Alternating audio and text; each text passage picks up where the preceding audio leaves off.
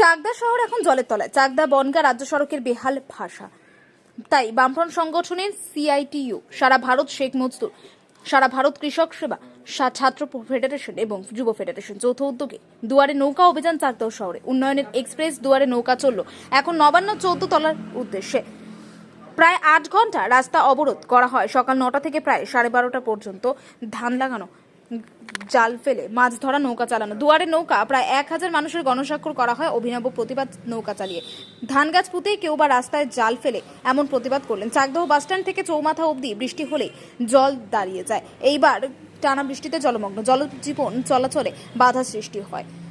অভিনব প্রতিবাদে জানালেন, চাকদহতে জল নিকাশনের ব্যবস্থা তেমন নেই, আর দীর্ঘদিন ধরে এইসব অঞ্চলে জল দাঁড়িয়ে যাওয়াতে সাধারণ মানুষের চলাচলে অসুবিধা। তার ক্ষোভ উগরে দিয়েও তেমন সমস্যার সমাধান না হওয়াতে আজ চাকদহতে অভিনব প্রতিবাদ।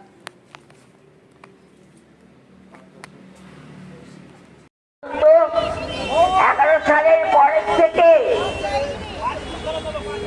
দ্রব্য মূল্য বৃদ্ধি থেকে আরম্ভ করে স্কুল বন্ধ করে দিয়ে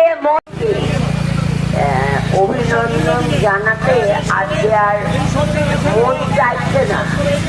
কারণ আমাদের দেশে এখন আমাদের অর্থমন্ত্রী সমস্ত মাস্টার মশাইদের ছাঁটাই করা।